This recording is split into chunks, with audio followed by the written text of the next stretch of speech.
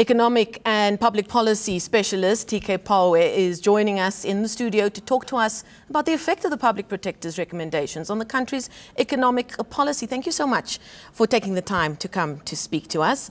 The Rand lost ground against major currencies, even while the Public Protector was still completing her press briefing yesterday. What can we read into that? And what kind of impact could those kind of recommendations have if it's taken into effect?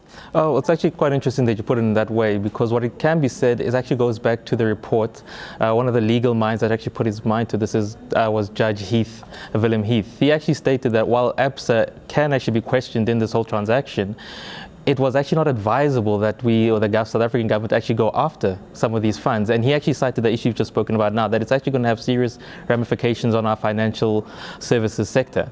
And of course, as you've been reading for the last 2 weeks, our mining sector has also come under the cosh, basically. So what this report is actually doing is further compounding the problem we're facing, where the economy, which is actually in a technical recession, is trying to make headway. But these reports, as the economy starts telling us, is actually making it very hard for us to communicate that, listen, South Africa wants to go forward, and this is actually just taking us a few steps back, because it would seem that this report, no one is arguing what's actually been stated. As I think the first key point you're asking is, yes, there was this transaction that happened between not only ABSA, by the way, but there's, if you read the original report by the British firm from 1997 to 99, there were other banks involved. However, what is more interesting to ask is, why is it only ABSA is being highlighted as basically the person in the wrong in this, which actually goes back to, again, what happened in 1994. We actually made an agreement with the private sector and actually most of the apartheid era entities that, listen, we're not actually going to go after you. After 1994, the agreement was actually stated, in fact, that, listen, what happened has happened. We are not going to go after you in illegal means. What we actually just require from you is please invest in the economy. So what this report actually does is actually unravels that whole agreement which we made. It's actually asking, will ABSA now start saying, listen, we haven't actually read the report. You haven't saved it to our lawyers. And if you're doing this, what's actually the point of actually still investing in South Africa?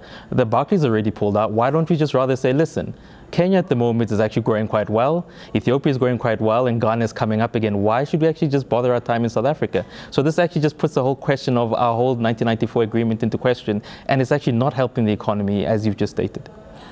We're going to be speaking to a constitutional law expert a little later on, but already people are asking questions about whether the Public Protectors overstepped the boundaries of set up for her office and what she can make recommendations on and what she can't. From a public policy point of view, what do you think?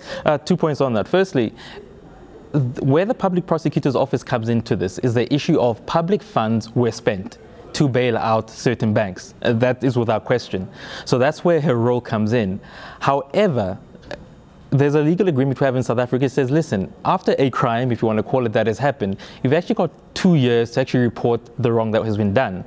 Now, I'm not good with my maths, but we can all calculate that 2 years have really gone by already. So the question is, say, listen, this is not really going to go anywhere with the courts. But from a public policy point of view, it actually asks the question, it actually throws the ball back in government's court to say, listen, the agreements you made in 1994, there's actually ever been one court case in the whole of South African history, which actually looked at targeting companies. And it was the Kumanani Group. And they actually didn't take the court case to the South African courts. They actually took it to the United States. They actually said, listen, there were companies involved, i.e. Ford, IBM, in helping the apartheid government. In South Africa, it was handled as a hot potato. Our government did not want to touch that issue. This group took it all the way up to the United States Supreme Court, and they actually knocked the case backwards. And this goes back to the fact that we have set up our legal structures in such a way that we do not go for remedial. By that, I mean punishment, retrospective action. What we go for is to say, listen, the agreement we have between what happened in 1994 prior to that and now is that we're just looking at the issue of economic development and can we help you? We're not going to prosecute you, which now brings a third point where I think constitutional experts are going to catch her, is to say, listen, you cannot actually comment on the issue of the Reserve Bank. That is well without your mandate. Yes, you can comment on the ABSA issue because public funds were spent, but you can only make a comment on it. Now, to tell the SIU to say, listen, go after certain people and go after a company, this is where now you're standing on a bit of grey matter, as in we don't really have legal opinion to say this because we've not had such a court case before. But I think more worryingly, on a public policy point of view, is to say, who are you as a public prosecutor who's been constitutionally mandated, in the same way the Reserve Bank has been mandated, to now comment on another institutional's mandate? You both get basically both of your mandates come from the Constitution. Now, are you saying, as the PP's office, that you've got a higher mandate than the Reserve Bank? Understanding the nuance nuances of Reserve Bank. And by nuances, I think our viewers need to understand that the Reserve Bank in South Africa has been structured in such a way that it's actually a private entity. It's not like the case in Russia, and even to a certain extent other developing countries where the Reserve Bank is within the mandates of government's hands in the same way. That's why the Reserve Bank is given that basically that luxury to say, listen, there are certain duties which you carry out.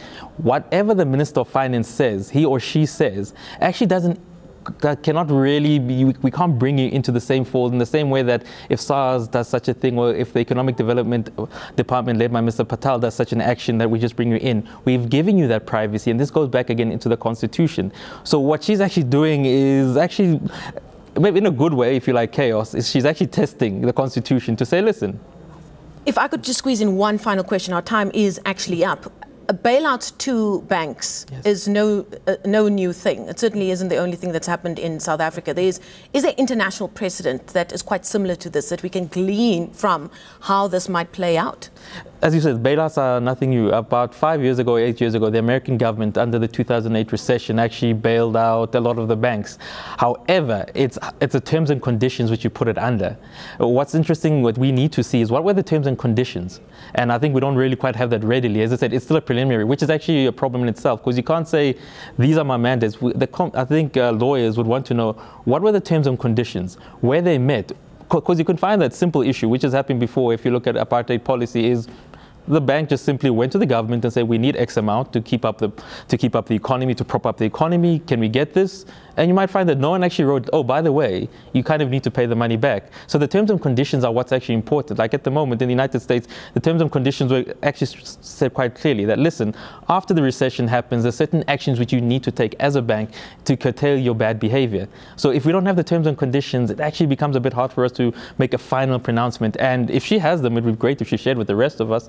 But I highly doubt at the moment. So it's all about the fine print. It's the fine print. Yes, the devil's in the fine print. Unfortunately, we've run out of time. Thank you so much for taking the time to come to speak to us. Public policy expert and lecturer at Northwest University, the Vaal campus, TK Pooe. Thank you so much for joining us.